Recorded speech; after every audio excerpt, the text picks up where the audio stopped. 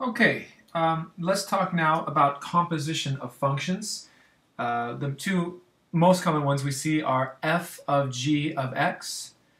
We can also write that as f of g of x. The key thing here to remember is that you're going to start with the g, not the f. You're going to start with the g, or g of f of x. G of f of x, we can write like this, and we start again with the f of x. You always start with the inside one.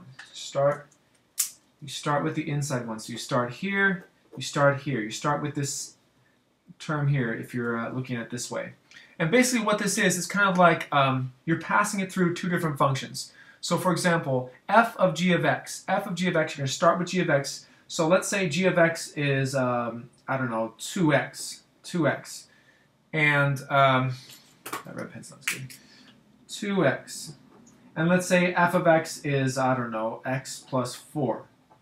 Okay, and let's say we're passing in the number 5, right? So we pass in the number 5, so g of x, the machine works on that. Boop, the output is 2 times 5. The output is 10. That's our output. Okay, but now we use the output of the g of x machine as the input to the f of x machine. So we plug in 10 here, so 10 for x, 10 plus 4, and bloop, our output is 14. So the output for this machine becomes the input for this machine. All right, same thing. Let's do the same thing. So f of x is x plus 4. G of x is 2x. So let's put in the number 5 again. Let's put in the number 5. Do you think we're going to get the same thing if we flip the order? Let's check. So we put in the number 5 to the x plus 4 machine. So 5 plus 4, evaluate, and bloop, the number 9 comes out. The output of this machine becomes the input for the next machine. So I plug in the number 9 to 2x. 9 times 2, or 2 times 9, excuse me. The output is 18.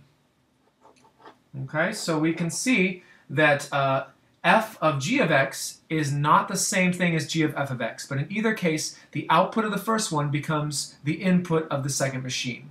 And remember that you're going to evaluate the inside one first. Okay, having said that, so let's go ahead and try a few examples. Number 1, let's let f of x equal x squared plus 4. Let's let g of x equal 2x. So pretty similar. Let's go ahead and find a few things. So let's find f of g of, I don't know, -2. F of g of -2. Let's do that. So I'm going to rewrite that as f of g of -2. F of g of -2, which means, again, I'm evaluating the inside part first. I'm doing g of -2 first. And the output is going to become the input to my machine, the f machine. So let's do g of -2. What is g of -2? Well, I just plug in -2 right there. Oh, sorry, right here.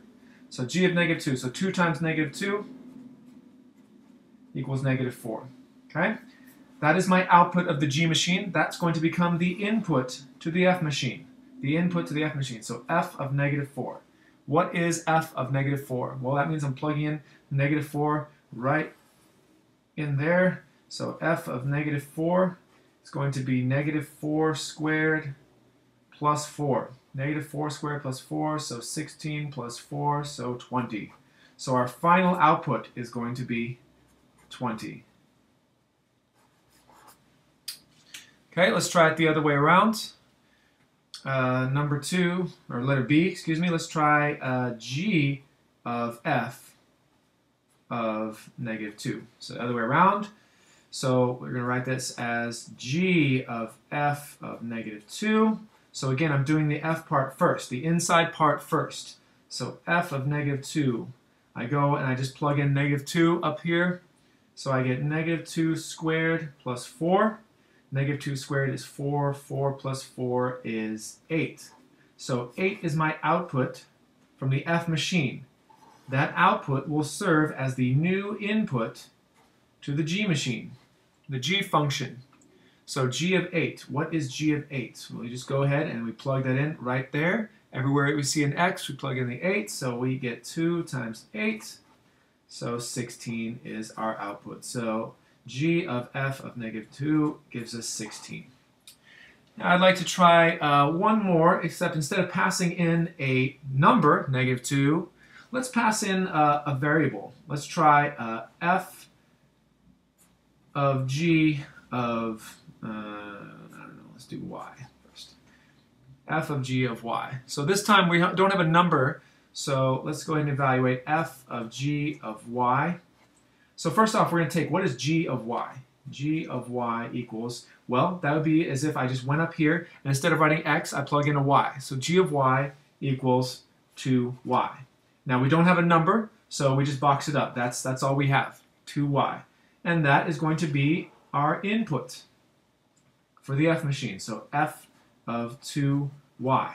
So we're going to pass in 2y to our f machine. So f of 2y. Again, we go back up and look. That just means instead of writing x here, we're going to write 2y. We're going to write 2y. So f of 2y equals 2y squared plus 4. 2y squared, so 2y times 2y gives me 4y squared plus 4. So f of 2y, or sorry, f of g of y is 4y squared plus 4.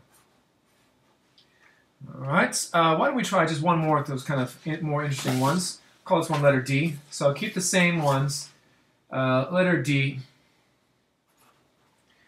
Why don't we do